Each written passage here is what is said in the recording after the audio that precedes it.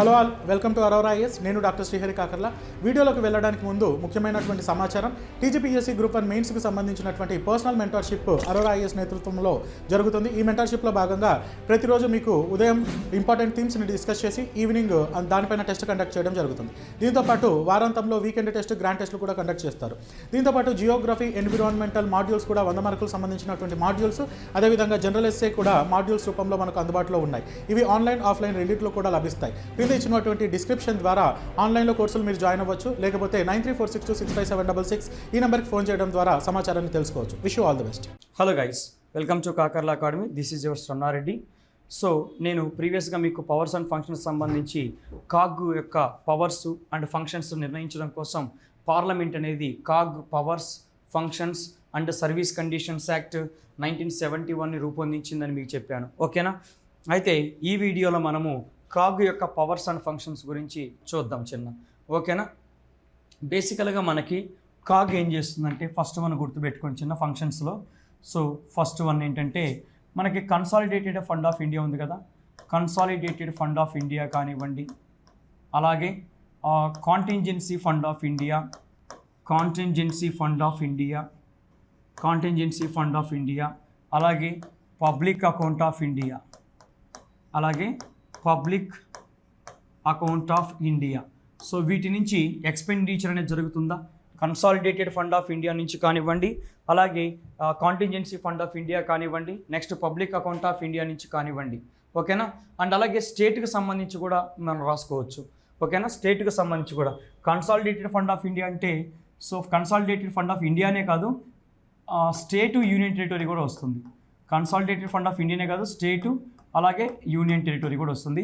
అలాగే contingency fund of India అలాగే state, contingency fund of India అలాగే స్టేట్. నెక్స్ట్ అలాగే public account of India, public account of India అలాగే state. ఓకేనా? ఈ 3 అకౌంట్ల నుంచి మనకి ఎక్స్పెండిచర్ అనేది జరుగుతుంది కదా. ఈ 3 అకౌంట్స్ నుంచి మనకి ఎక్స్పెండిచర్, వ్యయం అనేది జరుగుతుంది కదా. ఆ వ్యయానికి సంబంధించినటువంటి అకౌంట్స్ని ఆడిట్ చేస్తారు చిన్న. ఆ వ్యయానికి సంబంధించిన అకౌంట్స్ని ఆడిట్ చేస్తారు. గుర్తుపెట్టుకోండి, కాంటింజెన్సీ ఫండ్ ఆఫ్ ఇండియా, అలాగే కాంటింజెన్సీ ఫండ్ ఆఫ్ స్టేట్, అలాగే contingency fund of union territories చిన్న. అంటే లెజిస్లేటివ్ అసెంబ్లీ ఉన్నటువంటివి. యూనియన్ టెరిటరీ అంటే ఇక్కడ లెజిస్లేటివ్ అసెంబ్లీ ఉన్నటువంటివి గుర్తుపెట్టుకోండి. లెజిస్లేటివ్ అసెంబ్లీ ఉన్నటువంటి కేంద్రపాలిత ప్రాంతాలు. So once again I'm repeating guys. So consolidated fund of India, consolidated fund of state, అలాగే consolidated fund of union territory అంటే అసెంబ్లీ కలిగినటువంటి కేంద్రపాలిత ప్రాంతాలు ఉంటాయి కదా, వాటికి సంబంధించిన కన్సాలిడేటెడ్ ఫండ్. దాని నుంచి జరిగే ఎక్స్పెండిచర్ చేస్తారు కదా, ఆ అకౌంట్స్ని ఆడిట్ చేస్తారు. అలాగే కాంటింజెన్సీ ఫండ్ ఆఫ్ ఇండియా అలాగే state, contingency fund of India అలాగే స్టేట్ నుండి జరిగేటటువంటి ఎక్స్పెండిచర్కి సంబంధించిన అకౌంట్స్ని ఆడిట్ చేస్తారు. అలాగే పబ్లిక్ అకౌంట్ ఆఫ్ ఇండియా అని చెప్పాను కదా. So public account of India అలాగే స్టేట్ దాని నుంచి జరిగేటటువంటి ఎక్స్పెండిచర్కి సంబంధించిన అకౌంట్స్ను కూడా వీళ్ళు ఆడిట్ చేయడం జరుగుతుంది. నెక్స్ట్ అలాగే మరికొన్ని విషయాలు గమనించినట్లయితే చిన్న. సో నెక్స్ట్ అలాగే యూనియన్ గవర్నమెంటు అలాగే స్టేట్ గవర్నమెంట్కి సంబంధించినటువంటి యూనియన్ గవర్నమెంటు, ఇది ఒకటోది అనుకోండి. నెక్స్ట్ అలాగే రెండోది రాసుకొని చిన్న, యూనియన్ గవర్నమెంట్ కానివ్వండి, యూనియన్ గవర్నమెంటు అండ్ స్టేట్ గవర్నమెంట్కి సంబంధించినటువంటి, యూనియన్ గవర్నమెంట్ అలాగే స్టేట్ గవర్నమెంట్కి సంబంధించినటువంటి మ్యానుఫ్యాక్చరింగ్ కానివ్వండి, అలాగే బ్యాలెన్స్ షీట్స్ కానివ్వండి, బ్యాలెన్స్ షీట్లు కానివ్వండి, అలాగే ప్రాఫిట్స్ కానివ్వండి, అలాగే లాసెస్ కానివ్వండి, వీటికి సంబంధించిన అకౌంట్స్ అన్నింటినీ కూడా ఆడిట్ చేస్తుంది. వీటికి సంబంధించిన అకౌంట్స్ని అన్నింటినీ కూడా ఆడిట్ చేస్తుంది. సో యూనియన్ గవర్నమెంట్ అలాగే స్టేట్ గవర్నమెంట్కి సంబంధించినటువంటి, యూనియన్ గవర్నమెంట్ అలాగే స్టేట్ గవర్నమెంట్కి సంబంధించిన manufacturing, profit, loss, balance sheet కానివ్వండి, నెక్స్ట్ అలాగే ట్రేడింగ్ కానివ్వండి. సో ట్రేడింగు, వీటికి సంబంధించినటువంటి విషయాలను కూడా మనకి కాగ్ అనేటటువంటిది ఆడిట్ చేస్తుంది. యూనియన్ గవర్నమెంటు, స్టేట్ గవర్నమెంట్ యొక్క trading, manufacturing, balance sheet, profit and loss, ఇలాంటి వాటన్నిటిని కూడా యూనియన్ గవర్నమెంట్కి సంబంధించి, స్టేట్ గవర్నమెంట్కి సంబంధించిన ట్రేడింగ్ కానివ్వండి, బ్యాలెన్స్ షీట్స్ కానివ్వండి, ప్రాఫిట్ అండ్ లాస్కు సంబంధించిన విషయాలు కానివ్వండి, మ్యానుఫ్యాక్చరింగ్ కానివ్వండి, ఇలాంటి వాటన్నిటికి సంబంధించి మనకి కాగ్ అనేటటువంటిది ఈ అకౌంట్స్ అన్నింటినీ కూడా ఆడిట్ చేస్తుంది. నెక్స్ట్ అలాగే మనం మాట్లాడుకుంటే చిన్న నెక్స్ట్ అలాగే మరికొన్ని విషయాలు మనం గమనించినట్లయితే audit reports and expenditure of the centre and state. ఓకేనా? ఆడిట్ రిపోర్ట్స్ అంటే యూనియన్ గవర్నమెంట్ అలాగే స్టేట్ గవర్నమెంట్కి సంబంధించినటువంటి రిసిప్ట్స్ అండ్ ఎక్స్పెండిచర్కి సంబంధించిన అకౌంట్స్ని కూడా ఆడిట్ చేస్తుంది. యూనియన్ గవర్నమెంటు అండ్ అలాగే స్టేట్ గవర్నమెంట్కి సంబంధించిన రిసిప్ట్స్ అంటే రాబడులు అలాగే ఎక్స్పెండిచర్ వ్యయానికి సంబంధించిన అకౌంట్స్ను కూడా ఆడిట్ చేస్తుంది. నేనేమన్నాను చూడండి, యూనియన్ గవర్నమెంట్ అలాగే స్టేట్ గవర్నమెంట్కి సంబంధించినటువంటి రిసిప్ట్స్ రాబడులకు సంబంధించిన అకౌంట్స్ని అలాగే ఎక్స్పెండిచర్ వ్యయానికి సంబంధించిన అకౌంట్స్ని వీటిని కూడా ఆడిట్ చేయడం జరుగుతుంది. ఇంకా వేటిని ఆడిట్ చేస్తుందో రాసుకోండి. ఇంకా వేటిని ఆడిట్ చేస్తుంది అనేది కూడా ఇంపార్టెంట్. ఏవైనా బాడీస్ ఉన్నాయి, బాడీస్ కానీ అథారిటీస్ ఉన్నాయి, ఏవైనా bodies, any bodies are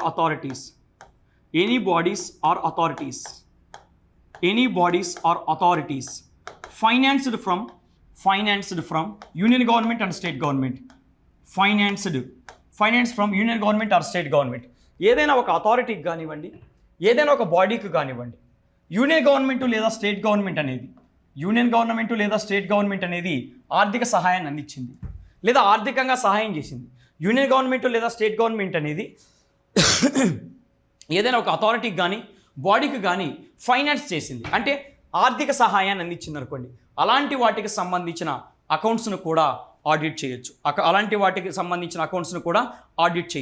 next అలాగే గవర్నమెంట్ కంపెనీస్కి సంబంధించిన అకౌంట్స్ను కూడా ఆడిట్ చేయొచ్చు. అలాగే గవర్నమెంట్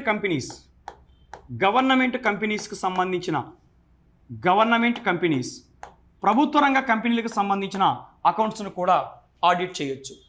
నెక్స్ట్ అలాగే గమనించినట్లయితే కార్పొరేషన్స్ అండ్ బాడీస్కి కూడా కొన్ని కార్పొరేషన్స్ ఉంటాయి, కొన్ని కార్పొరేషన్స్ అలాగే కొన్ని బాడీస్ ఉంటాయి. అయితే వాటిని ఏర్పాటు చేయడానికి ఆ కార్పొరేషన్ని కానీ ఆ బాడీని కానీ ఏర్పాటు చేయడానికి ఒక చట్టం చేశారు కదా. ఆ చట్టం ద్వారా ఆ చట్టము కాగుకు అధికారాన్ని కల్పిస్తే వాటి అకౌంట్స్ను కూడా ఆడిట్ చేయొచ్చు. ఏదైనా ఒక కార్పొరేషన్ కానీ ఏదైనా ఒక సంస్థ ఒక బాడీని కానీ మనం ఒక చట్టం ద్వారా ఏర్పాటు చేశాం. అయితే ఆ చట్టంలో ఏముంది?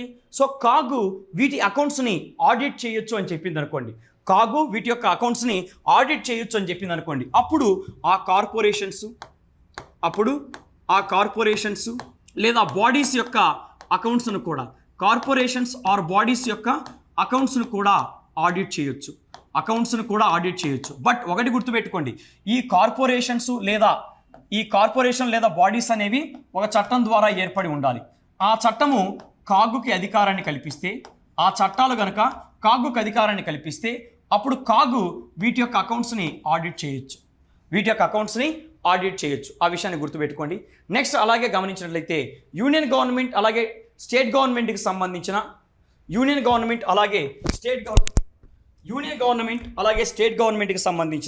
ఒక్క నిమిషం. యూనియన్ గవర్నమెంట్ అలాగే స్టేట్ గవర్నమెంట్కి సంబంధించి జస్ట్ జాగ్రత్త వినండి. యూనియన్ గవర్నమెంట్ అలాగే స్టేట్ గవర్నమెంట్కి సంబంధించిన యూనియన్ గవర్నమెంట్ అండ్ స్టేట్ గవర్నమెంట్కి సంబంధించిన ట్రాన్సాక్షన్స్ని కూడా ఆడిట్ చేయొచ్చు.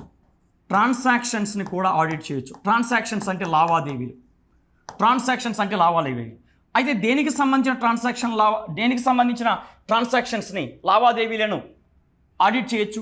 డెప్ట్ అంటే రుణానికి సంబంధించిన ట్రాన్సాక్షన్స్ కానివ్వండి, అలాగే అడ్వాన్సెస్ అంటే లోన్స్కు సంబంధించినటువంటి లోన్స్ రిలేటెడ్ ట్రాన్సాక్షన్స్ కానివ్వండి. ఓకేనా చిన్న లోన్స్ రిలేటెడ్ ట్రాన్సాక్షన్స్ కానివ్వండి. నెక్స్ట్ అలాగే డిపాజిట్స్కు సంబంధించిన ట్రాన్సాక్షన్స్ కానివ్వండి.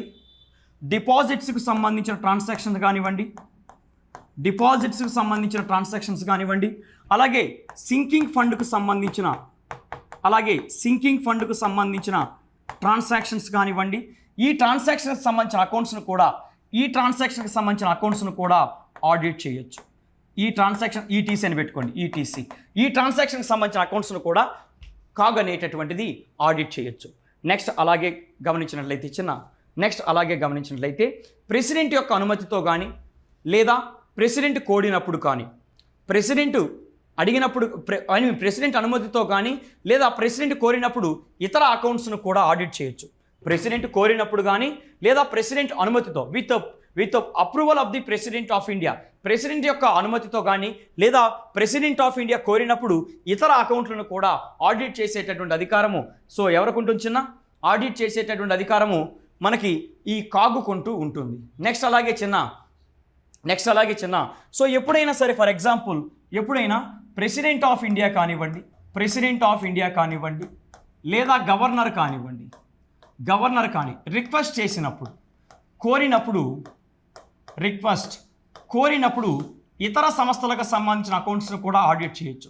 ప్రెసిడెంట్ ఆఫ్ ఇండియా కానీ లేదా గవర్నర్ కానీ కోరినప్పుడు ఇతర సంస్థలకు సంబంధించిన అకౌంట్స్ను కూడా ఆడిట్ చేయొచ్చు. ఫర్ ఎగ్జాంపుల్ మనకి లోకల్ బాడీస్ ఉన్నాయి. లోకల్ బాడీస్కి సంబంధించిన అకౌంట్స్ని ఆడిట్ చేయమని గవర్నర్ కోరితే ఖచ్చితంగా కాగ్ అనేది ఆడిట్ చేస్తుంది. సో ప్రెసిడెంట్ ఆఫ్ ఇండియా అలాగే గవర్నర్లు కోరినప్పుడు ఇతర సంస్థలకు సంబంధించిన అకౌంట్స్ను కూడా ఆడిట్ చేయడం జరుగుతూ ఉంటుంది. ఓకేనా చిన్న? నెక్స్ట్ అలాగే మీరు గమనించినట్లయితే నెక్స్ట్ అలాగే యూనియన్ గవర్నమెంట్ అలాగే స్టేట్ గవర్నమెంట్కి సంబంధించిన అకౌంట్స్, యూనియన్ గవర్నమెంటు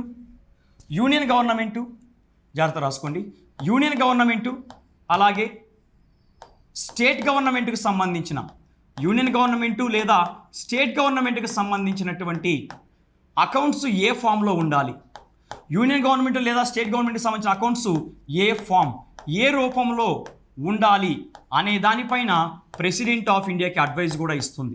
ఎవరు? కాగ్. యూనియన్ గవర్నమెంట్ స్టేట్ గవర్నమెంట్కి సంబంధించిన అకౌంట్స్ అనేటటువంటివి ఏ రూపంలో ఉండాలి, ఏ ఫామ్లో మెయింటైన్ చేయాలి అనే విషయం పైన ప్రెసిడెంట్ ఆఫ్ ఇండియాకి అడ్వైజ్ కూడా ఇస్తుంది. సో దీని గురించి మనకి ఆర్టికల్ 150 అనేటటువంటిది తెలియజేస్తూ ఉంటుంది. దీని గురించి మనకి ఆర్టికల్ 150 డీల్ చేస్తుంది చిన్న. దీని గురించి మనకి ఆర్టికల్ 150 అనేది డీల్ చేస్తుంది. నెక్స్ట్ అలాగే మనం గమనిస్తే ఆర్టికల్ అలాగే కాగ్ అనేటటువంటిది, కాగు తన నివేదికను ప్రెసిడెంట్ ఆఫ్ ఇండియాకి సమర్పిస్తుంది. ఈ ప్రెసిడెంట్ ఆఫ్ ఇండియా ఏం చేస్తాడు? కాగ్ నివేదికను పార్లమెంటు ముందుంచుతాడు. దీని గురించి మనకి ఆర్టికల్ 151 డీల్ చేస్తుంది. ఓకేనా? సో కాగ్ తన నివేదికను ప్రెసిడెంట్ ఆఫ్ ఇండియాకి ఇస్తాడు. ఓకేనా? ఈ ప్రెసిడెంట్ ఆఫ్ ఇండియా పార్లమెంట్లోని ఉభయ సభల ముందు దీన్ని ఉంచడం జరుగుతూ ఉంటుంది చిన్న. నెక్స్ట్ అలాగే మనం గమనించినట్లయితే మరొక విషయం ఏంటంటే ఆర్టికల్ 151 ప్రకారమే ఏదైనా ఒక స్టేట్కి సంబంధించిన అంశము కాగ్ నివేదికలో ఉంటే అప్పుడు దాన్ని గవర్నర్కి ఇవ్వచ్చు. ఆ కొంచెం భాగాన్ని ఏం చేయొచ్చు చిన్న? ఆ కొంచెం భాగాన్ని గవర్నర్కి ఇవ్వచ్చు. ఇప్పుడు సపోజ్ కాగ్ రిపోర్ట్ ఉంది, ఆ కాగ్ నివేదికలో రాష్ట్రాలకు సంబంధించిన విషయాలు కూడా ఉంటాయి. సో కాబట్టి రాష్ట్రానికి సంబంధించిన విషయాన్ని గవర్నర్కి పంపిస్తారు. ఈ గవర్నర్ ఏం చేస్తాడు? ఆ కాగ్ నివేదికను తీసుకెళ్ళి స్టేట్ లెజిస్లేచర్ రాష్ట్ర అసెంబ్లీ ముందు ఉంచుతాడు. స్టేట్ లెజిస్లేచర్ అంటే రాష్ట్ర అసెంబ్లీ ముందు ఉంచడం జరుగుతుంది. దీంతో పాటు నెట్ ప్రొసీడింగ్స్ని డిసైడ్ చేసేది కూడా, నికర రాబడులను డిసైడ్ చేసేది కూడా ఎవరు చిన్న? ఆర్టికల్ 279 ప్రకారం. జాగ్రత్తగా చూడండి,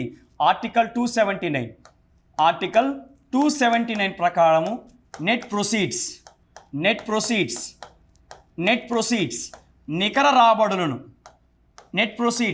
నికర రాబడులను నిర్ణయించే అధికారం కూడా కాగ్కే ఉంటుంది. కాగ్ ఇచ్చినటువంటి రిపోర్ట్ ఫైనల్. నెట్ ప్రొసీడ్స్కు సంబంధించి, నికర రాబడులకు సంబంధించి కాగ్ ఇచ్చినటువంటి రిపోర్టు ఫైనల్. కాగ్ ఇచ్చినటువంటి నివేదిక అనేది అంతిమం, ఫైనల్గా చెప్పుకోవచ్చును. కాగ్ నివేదికను ఫైనల్గా చెప్పుకోవచ్చు. అయితే నెట్ ప్రొసీడింగ్స్ అంటే ఏంటి చిన్న? అంటే యూనియన్ గవర్నమెంట్కి వివిధ రకాల పన్నుల ద్వారా ఆదాయం వస్తుంది. ఇన్కమ్ మైనస్ అయితే ఆ పన్నులను వసూలు చేయడానికి కొంత ఖర్చు అవుతుంది. కాబట్టి ఎక్స్పెండిచర్. సో యూనియన్ గవర్నమెంట్కి వివిధ రకాల పన్నుల ద్వారా, యూనియన్ గవర్నమెంట్కి వివిధ రకాల పన్నులు ట్యాక్సులు మాత్రం మాట్లాడుతున్నా, సెస్సులు సర్చార్జీల గురించి మాట్లాడలేదు. యూనియన్ గవర్నమెంట్కి వివిధ రకాల పన్నుల ద్వారా ఆదాయం వస్తుంది. అయితే ఆ పన్నులను వసూలు చేయడానికి కొంత ఖర్చు అవుతుంది. కాబట్టి ఇన్కమ్ మైనస్ ఎక్స్పెండిచర్ తీసేద్దాం. ఇన్కమ్ 100 కోట్లు అనుకోండి. ఇన్కమ్ వచ్చేసి 100 కోట్లు. అయితే ఈ 100 కోట్ల రూపాయల ట్యాక్స్ని కలెక్ట్ చేయడానికి ఒక 10 కోట్లు ఖర్చు అయింది. ఇన్కమ్ వచ్చేసి 100 కోట్లు. సో ఇది వచ్చేసి 10 కోట్లు. కాబట్టి ఎంత అయింది? నెట్ ప్రొసీడ్స్, నికర రాబడులు ఎంత? 90 కోట్లు. సో ఈ నికర రాబడులకు సంబంధించి కాగ్ ఇచ్చినటువంటి నివేదిక ఫైనల్. మీ అందరికీ తెలిసే ఉంటుంది ఏంటి ఫైనాన్స్ కమిషన్ ఏం చేస్తుందంటే ఈ నెట్ ప్రొసీడ్స్, ఈ నికర రాబడుల్లో నుంచే రాష్ట్రాలకు వాటా ఇస్తుంది. For example 14th finance commission ఏం చేసింది? 14th ఫైనాన్స్ కమిషన్ ఈ నెట్ ప్రొసీడ్స్లో నుంచి రాష్ట్రాలకు 42% ఇవ్వమన్నది. అలాగే 15th ఫైనాన్స్ కమిషన్ ఈ నెట్ ప్రొసీడ్స్, నికర రాబడుల్లో నుంచి 41% రాష్ట్రాలకు ఇవ్వమని చెప్పింది. సో నెట్ ప్రొసీడ్స్ని నిర్ణయించే అధికారం ఎవరికి ఉంటుంది అంటే నిర్ణయించే అధికారం కేవలం ఎవరికి ఉంటుంది చిన్న? కేవలం ఈ యొక్క కాగుకు మాత్రమే ఉంటుంది. అండ్ ఇంకొక విషయం కూడా గుర్తుపెట్టుకోండి, ఆల్రెడీ మీకు చెప్పాను. సో మనకి కాగ్ అనేటటువంటిది పబ్లిక్ అకౌంట్స్ కమిటీకి ఒక ఫ్రెండ్ లాగా, ఒక గైడ్ లాగా, ఒక ఫిలాసఫర్ లాగా కూడా పనిచేస్తూ ఉంటుందని చెప్పాను. అండ్ ఇంకొక విషయం ఏంటంటే చిన్న, పార్లమెంట్లో ఏ మినిస్టర్ కాగ్ని రిప్రజెంట్ చేస్తాడు? పార్లమెంట్లో which minister will represent CAG? Which minister will represent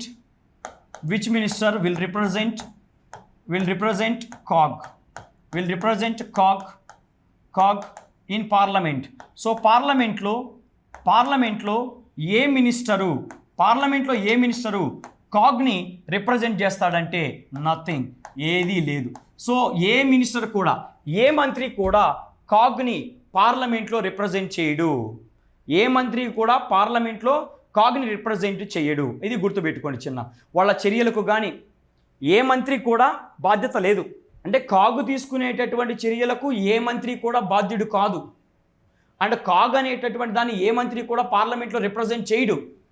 CAG అనేటటువంటిది డైరెక్ట్గా పార్లమెంట్కి రెస్పాన్సిబుల్గా ఉంటుంది.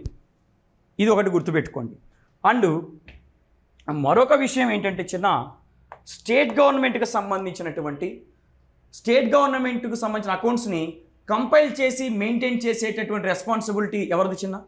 స్టేట్ గవర్నమెంట్కి సంబంధించినటువంటి అకౌంట్స్ని, స్టేట్ గవర్నమెంట్ అకౌంట్స్ ఉన్నాయి కదా చిన్న, ఈ స్టేట్ గవర్నమెంట్ యొక్క అకౌంట్స్ని కంపైల్ చేసి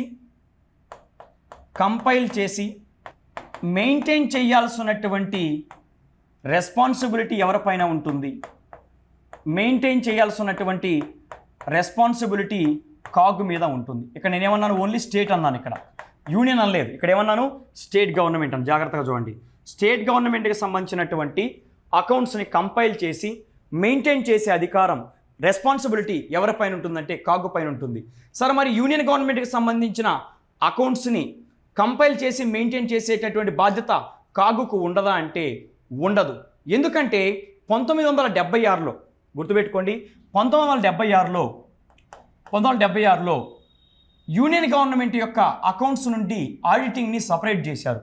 యూనియన్ గవర్నమెంట్ యొక్క అకౌంట్స్ నుండి ఆడిటింగ్ని సపరేట్ చేయడం జరిగింది. సో అందుకని కాగ్ అనేటటువంటి వ్యక్తి యూనియన్ గవర్నమెంట్ యొక్క అకౌంట్స్ని కంపైల్ చేసి మెయింటైన్ చేసేటటువంటి రెస్పాన్సిబిలిటీని ఆయన తీసుకోడు, ఆయనకి లేదు. నెక్స్ట్ అలాగే మనం గమనించినట్లయితే ఇండిపెండెన్స్, ఆయనకి స్వతంత్రతను కల్పించడం కోసం ఇండిపెండెన్స్ కాగుకి స్వతంత్రతను కల్పించడం కోసం రాజ్యాంగంలో ఎలాంటి అంశాలు ఉన్నాయి? నెంబర్ 1, సెక్యూరిటీ ఆఫ్ టెన్యూర్ ఉందా? పదవీకాల భద్రత అనేది ఉందా లేదా? ఎస్, ఉంది. కాగుని ఎలా పడితే అలాగా, ఎప్పుడు పడితే అప్పుడు తొలగించవచ్చా? President of India? నో, అంత సినిమా లేదు, ఎవ్వడికి అంత సినిమా లేదు. కాగుని ఎప్పుడు పడితే అప్పుడు, ఎలా పడితే అలా తొలగించే అధికారం ఎవరికి లేదు. సో సుప్రీంకోర్టు జడ్జిలు ఎలాగైతే తొలగిస్తారో, ఏ కారణాల చేత అయితే తొలగిస్తారో అదే కారణాల చేత అదే పద్ధతిలో తొలగించాల్సి ఉంటుంది. అలాగే ఫర్దర్ ఎంప్లాయ్మెంట్కి ఎలిజిబులా చిన్న? ఇతను ఫర్దర్ ఎంప్లాయ్మెంట్కి ఎలిజిబులా? ఫర్దర్ ఎంప్లాయ్మెంట్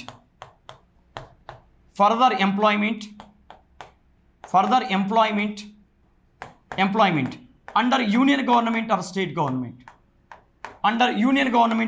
గవర్నమెంట్ కేంద్ర ప్రభుత్వం అలాగే రాష్ట్ర ప్రభుత్వాల కింద అతని తర్వాత ఏదైనా ఉద్యోగాన్ని పొందవచ్చా అంటే no. So he's not eligible for further employment. గుర్తుపెట్టుకోండి, he's not eligible for further employment. Next అలాగే ఇతని యొక్క సర్వీస్ కండిషన్స్ని మార్చవచ్చా చెప్పండి. సో బేసికల్గా ఇతని సర్వీస్ కండిషన్స్ని ఎవరు నిర్ణయిస్తారు? ఇతని యొక్క సర్వీస్ నిబంధనలను ఎవరు నిర్ణయిస్తారు అంటే ఇతని యొక్క సర్వీస్ కండిషన్స్ను పార్లమెంట్ నిర్ణయిస్తుంది. ఒకసారి ఇతన్ని నియమించిన తర్వాత ఫైనాన్షియల్ ఎమర్జెన్సీలో తప్ప మరెప్పుడూ కూడా ఇతని యొక్క సర్వీస్ నిబంధనలను మార్చడానికి వీల్లేదు. అండ్ అలాగే ఈ కాగు ఉన్నాడు కదా, ఈ కాగుకు సంబంధించిన శాలరీస్ కానివ్వండి, అలయన్సెస్ కానివ్వండి, ఓకేనా, అలాగే పెన్షన్ కానివ్వండి, ఇలాంటి వాటన్నిటిని ఎక్కడి నుంచి తీసుకొని వస్తారు, ఎక్కడి నుంచి విత్డ్రా చేస్తారంటే కన్సాలిడేటెడ్ ఫండ్ ఆఫ్ ఇండియా, కేంద్ర సంఘటిత నిధి నుండి విత్డ్రా చేస్తారు. కాబట్టి అయితే ఈ యొక్క ఇతనికి ఇచ్చేటటువంటి శాలరీస్ కానివి, అలయన్సెస్ కానీ, పెన్షన్స్ కానీ ఇది ఒక ఎక్స్పెండిచర్. అయితే ఇది ఎలాంటి expenditure? Consolidated fund of India నుంచే ఇది విత్డ్రా చేస్తారు. కన్సాలిడేటెడ్ ఫండ్ ఆఫ్ ఇండియా నుంచే ఇతనికి సంబంధించిన శాలరీస్, అలయన్సెస్, పెన్షన్స్ ఇవన్నీ కూడా విత్డ్రా చేసుకుంటూ ఉంటారు. అయితే ఇది వ్యయమే, ఖర్చే. అయితే ఇది ఎలాంటి ఖర్చు? Charged expenditure. గుర్తుపెట్టుకోండి, ఇది చార్జ్డ్ ఎక్స్పెండిచర్ కిందకి వస్తుంది. చార్జ్డ్ ఎక్స్పెండిచర్ అంటే దాని మీనింగ్ ఏంటి? చార్జ్డ్ ఎక్స్పెండిచర్ అంటే దీనిపైన పార్లమెంట్లో డిస్కషన్ ఉంటుంది. చార్జ్డ్ ఎక్స్పెండిచర్ అంటే దీనిపైన పార్లమెంట్లో డిస్కషన్ అనేది ఉంటుంది కానీ ఓటింగ్ అనేది ఉండదు. పార్లమెంట్లో డిస్కషన్ అనేది ఉంటుంది కానీ ఓటింగ్ అనేటటువంటిది ఉండదు. గుర్తుపెట్టుకోండి, అది మనకి చార్జ్డ్ ఎక్స్పెండిచర్. ఓకేనా? So that's it. ఇంతటితో మనకి కాగ్ అనేటటువంటిది కంప్లీట్ అయింది. Thank you.